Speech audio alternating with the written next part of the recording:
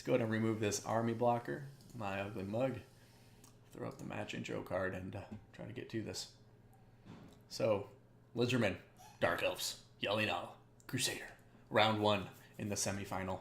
Best of 3 between these two excellent players. And here we are loaded in. Starting with our red player as we always do. Going to have 2 units of Dark Riders with repeater crossbows.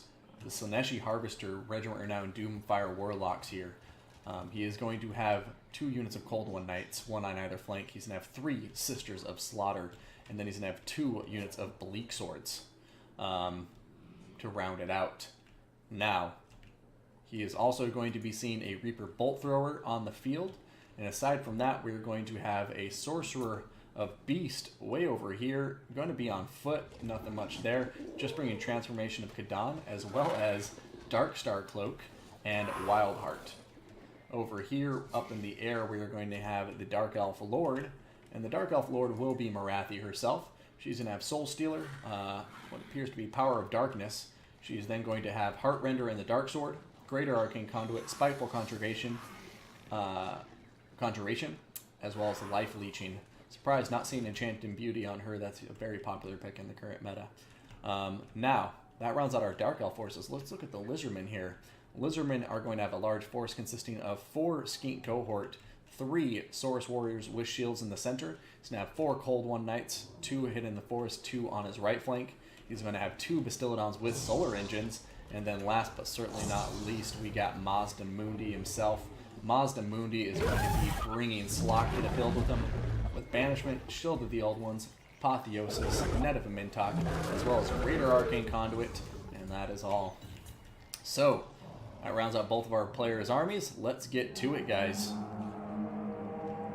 So, Reaper Bolt Thrower should do some good work, but initial impression is these guys need to be careful. One beautiful thing about the Bastiladons with solar engines is that Blinded comes in on them, and it gives them a very significant accuracy penalty of about 60%, I believe. And that essentially means when they get shot, they're going to miss a lot with their archers as well. So the Skink Cohort taking the brunt of the blow. These guys cost 300 gold. We don't mind losing them at all. Marathi going to dive in, try to do some damage, but Cold One Spear Riders are going to pull forward instead, and now they're going to pull out while more Skink Cohort push forward. But man, those solar engines are just a really good counter to the Reaper Bolt Throwers, doing a good bit of damage to them and forcing them to back off. Meanwhile, we have all these Cold One Spear Riders clumping up down here. And we're going to see them charging into the Slaaneshi Harvesters as a Net of a Mintok comes down on top of them, and a Soul Stealer comes down on top of all these guys, with Marathi diving in to help. And right now, we're going to see a lot of damage going on these Cold One Spear Riders. Slaaneshi Harvesters taking some damage as well, but the Cold Ones are really taking the brunt of this damage. We have, a big old Banishment coming down here from Mazda Mundi. It's doing a ton of damage to the Cold Ones, as well as the Slaaneshi Harvesters. Mazda Mundi's going to dive in here now that the Guardian of the Old Ones is going down, and he's in combat here with these Cold One Knights. Meanwhile, over on this side, you'll see these Cold One Knights came out for a nice charge. The solar engines are continuing to fire into the Reaper Bolt Throwers, and now we have these lizards trying to catch them out. Over here, you're going to see Rampage popping on top of the Cold One Knights as a big rear charge comes in here from the Sisters of Slaughter. These guys are going to just tear through these Skink Cohort, no questions asked, no problem whatsoever. Mazda Mundi's going to keep diving forward, trying to hit Marathi, routing off these Cold One Knights with terror. And we'll see how he does. Right now, he's putting down quite a number on top of Marathi. She is anti-large with armor piercing, but with the Sisters of Slaughter there, Mazda Mundi not going to be able to keep her down. Over here, solar engines continuing to fire in. We're going to see Cold-Blooded being popped on top of these Spearwind Riders to end the rampage so they can pull back out. Murderous Prowess is now popped, so we should see the Dark Elf forces doing a lot more damage. Over here, Soul Stealer going down on Mazda Mundi, and he does not want to be here. Right now, he is getting surrounded in combat with Marathi and these Cold One Knights. Get out of there, Mazda Mundi. He looks like he's listening here. And now we're going to see these Cold One Spear Riders coming through in a very narrow column, trying to pull through onto these Cold One Knights and help Mazda Mundi out before the Sisters of Slaughter get on top of them. looks like he will be able to do just that, and more of these Velociraptors are diving in from the other side now to help Monster 2. Over here, the frontline engagements. Saurus Warriors are slowly but surely getting worn out. These two are holding firm, but I don't know if they can stand up against these Sisters of Slaughter forever. Over here, the Cold One Knights have charged in, helping quite a lot. Got some Skink Cohort coming over here to support too, and a shield of the old ones going down once again from Mastamundi. But now, look at this, a Feral Manticore summon going down, and the balance of power is going to switch pretty heavily in favor of the Dark Elves with that summon. So right now, time to see what the Lizardmen can do. A Net of a Mintot going down on top of that Feral Manticore, and then the Solar Engines are just going to continue firing in, but it's almost like those shots are doing just as much damage to his own units. And at this point, now the Reaper Bolt or Repeater Crossbows are through, and they are just going to start doing heinous amounts of damage to Mastamundi. We're going to see the Solar Engines continue firing down on him, but here is going to be a big play. Can this Banishment do some work? It's going to be a huge question, and it's doing some good work. Killing off a lot of that infantry, but unfortunately, as they so often do, it looks like it's veering in the wrong direction. Coming back around, but the Cold One Knights are running the fuck away, and Mastamundi is now just in a terrible place. Marathi, a Feral Manticore, Sisters of Slaughter, all diving in on top of him. Looks like he'll be able to escape to fight another day, but man, this battle is going to be close, guys. Dark Elves, I think, in a dominating position right now, but we still have two of these Bastillodons here who can cause terror in the final fights, and they're about to use up all of their ammunition. But I think just a combination of Marathi with any of these Cold One Knights is going to be enough to deal with Mastamundi and these two Bastillodons. Another Feral Manticore coming down here, and now Mastamundi's just not going to be in a good place. Yep, this one's out of ammunition now. It's going to start diving forward. We'll see who it decides to target. It looks like it's going into the Cold One Knights. It's going to charge into them. They do specialize in killing units like that. However, since there's so few of them, they may very well start terror routing if they get in a bad spot. Over here, Stillodon Solar Engine continuing to fire in. Looks like that one has an extra round or two. A Soul Stealer down on Mastamundi, and that should seal his fate. And we're going to see a Dark Elf victory here, chat. Good start for the Lizardmen, but I think an overinvestment on that right flank engagement in the very beginning of the battle kind of snowballed into this loss. I think Mastamundi would have been much better used in the frontline engagement, killing off the infantry, rather than trying to just fight on the periphery by himself against Marathi. I think that initial engagement with him and Marathi really kind of spelled disaster for the rest of the fight. But a good battle nonetheless. I mean, Iron Thunder, that sounds tough. Never been able to bring the same faction again.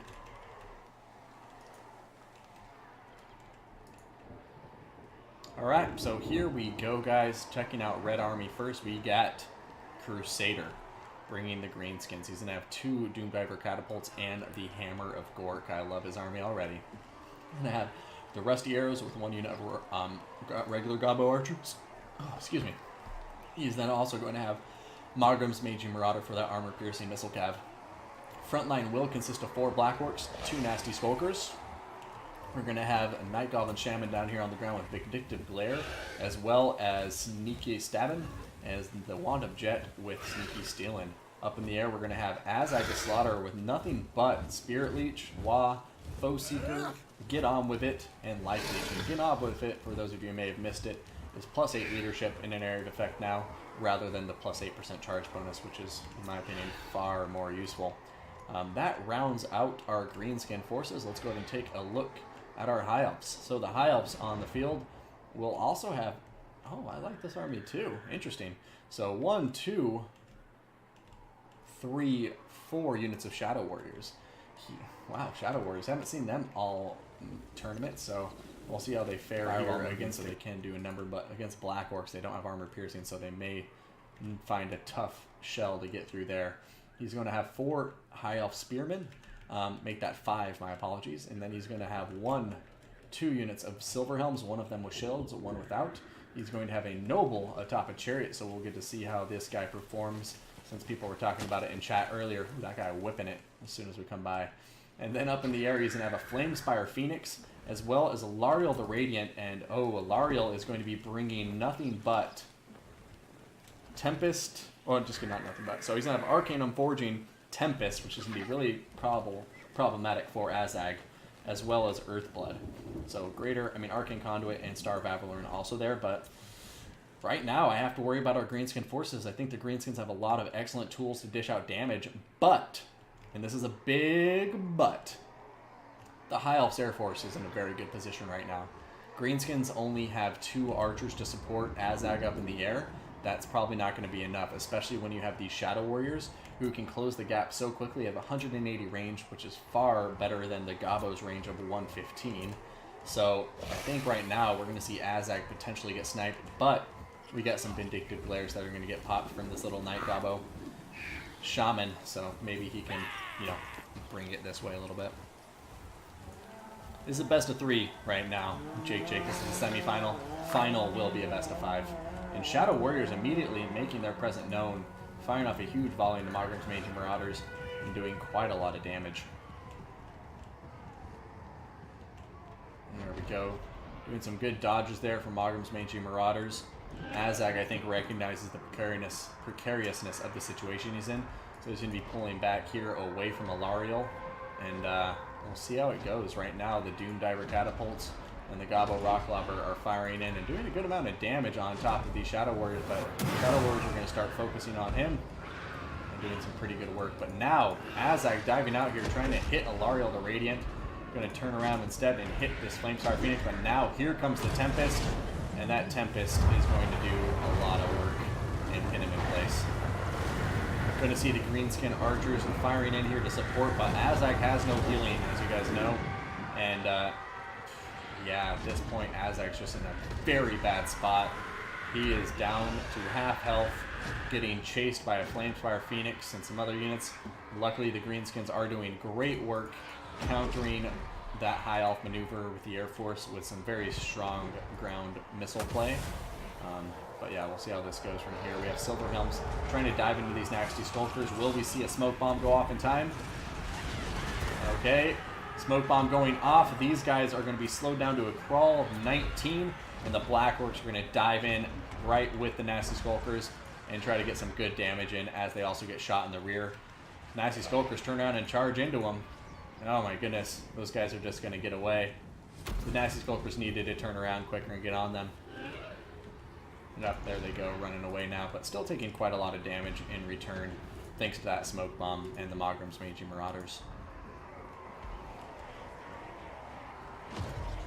Crusader playing this one close to his chest, but I mean right now you're seeing the High Elves play this very, very well and getting a lot of damage done. Greenskins have taken care of one of the Shadow Warriors almost, but the other ones are still quite healthy, and firing into these Nasty Skulkers is going to be a great target. Alright, ooh, the Noble on his chariot diving through here. Hammer of Gork continuing to fire in and just devastate these High Elf archers. Right now the Noble with the chariot is pulling through, doing a lot of damage to these archers, and I think Azag's apprehensive to dive in and try and stop him just because of all of the missile support nearby, but he really needs to do something to kill that Noble off. Over here, Star of Avalorn going down and just healing up the Flamespire Phoenix. High Elf's playing this so safe, and Yalinal is doing really well right now. I have to say, you know, he's with the Shadow Warriors, he is neutralizing the Greenskin artillery very well. His Air Force should be able to kill Azag off in the next attack.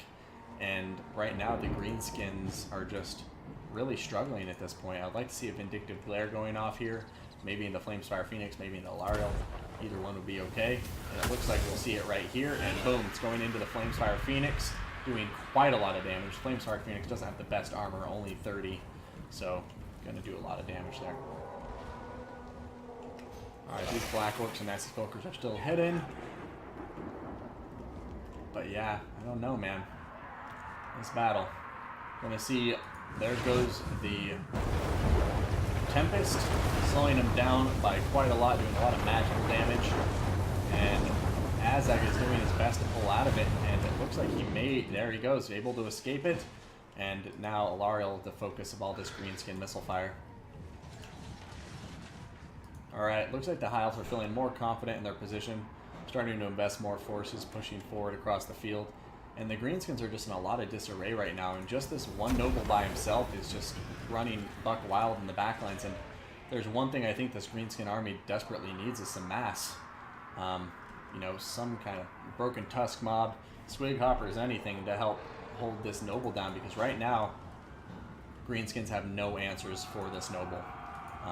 The one answer they do have would be Azag, because he can dive down and do a lot of damage, but understandably so, he can't commit Azag to that combat because these Shadow Warriors will kill him, Alariel will kill him, Flamefire Phoenix will kill him. There's just a lot of things on this field of battle that will kill Azag at this point.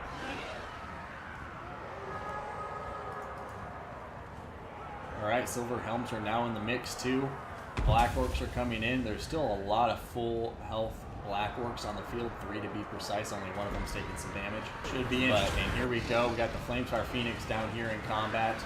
Azag turning away from it. Getting shot by the Shadow Warriors.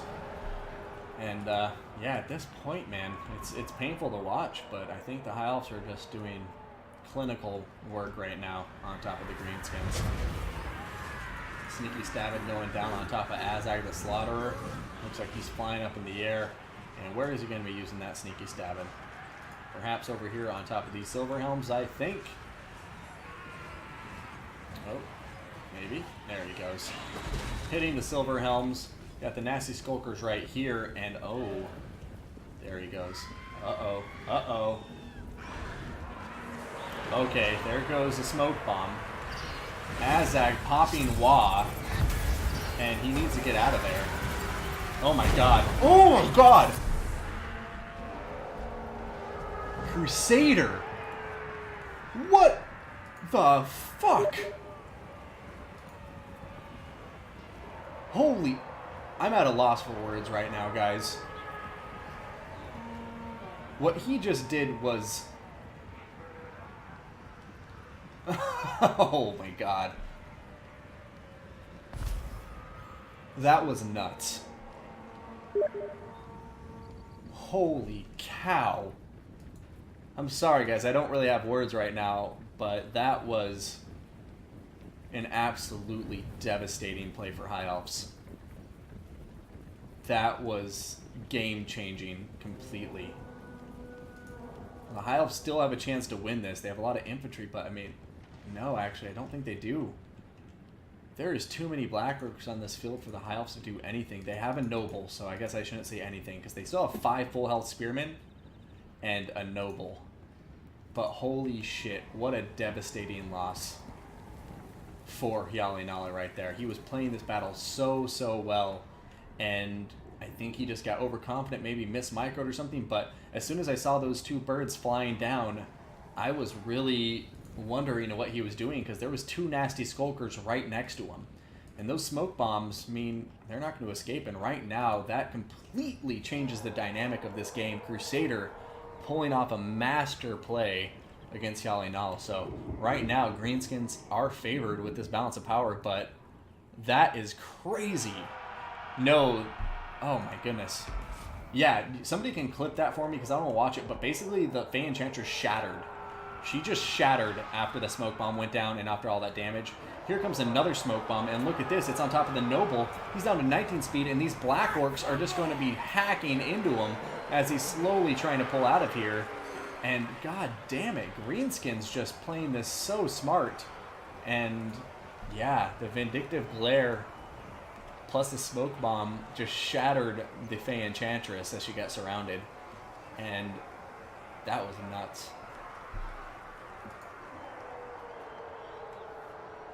That was nuts. Sorry guys, I'm still just kind of mind blown right now. I'm definitely getting mind blown get for this one. Nobles diving forward.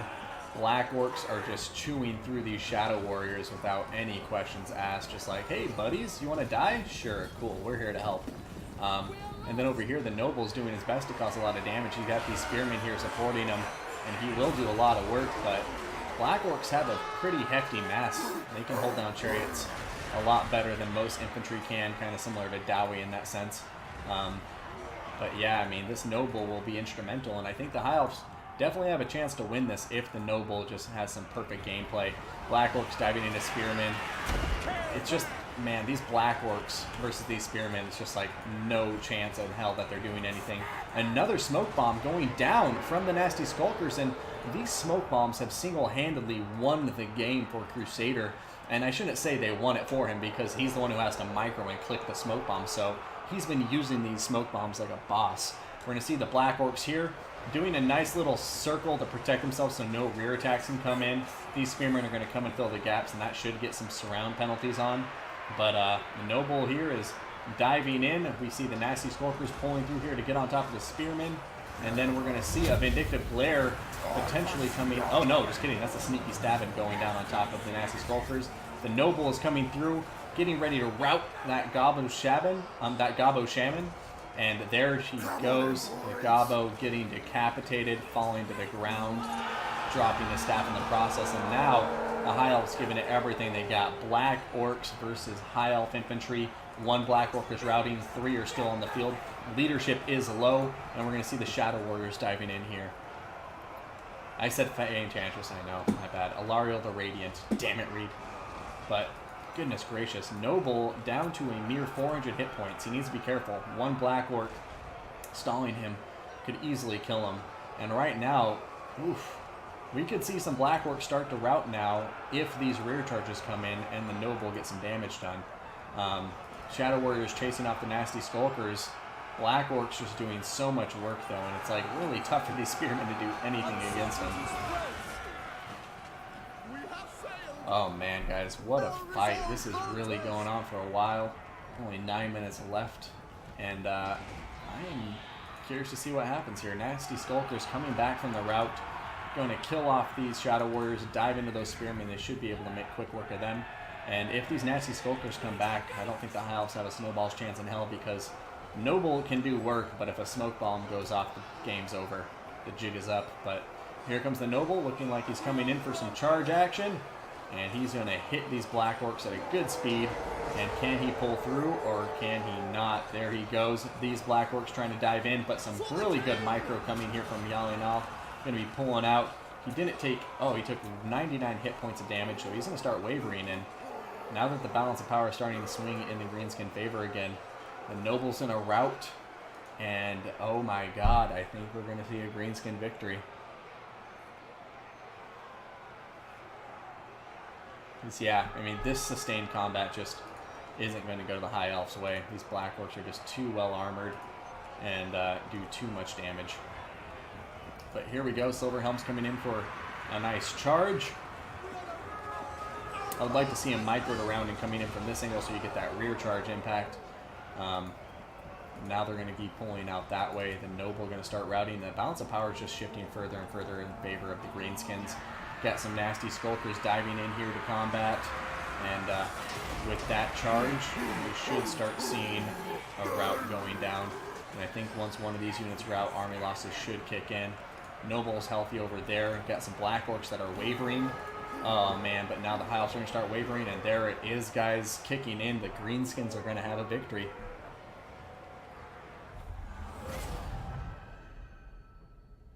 Wow, that was nuts.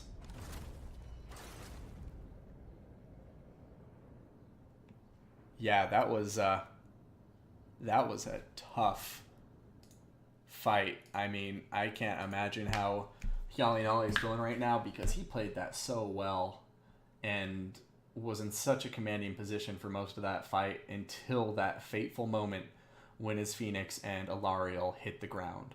As soon as Alariel and the Phoenix hit the ground, that changed the dynamic moving forward so hard because you have a Vindictive Glare going down on Alariel, you have a Wa being popped on Black Orcs that are charging into that combat, and you have the Nasty Skulker Smoke Bomb go down so they can't move hardly at all.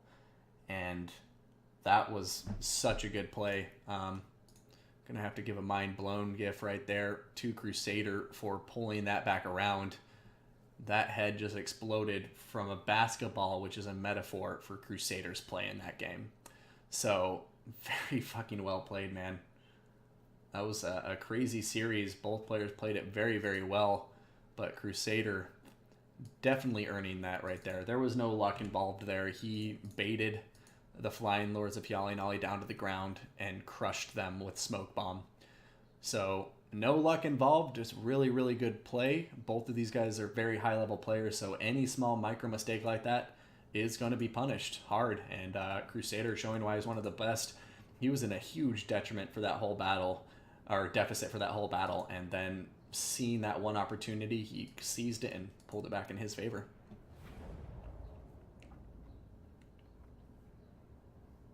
That was crazy.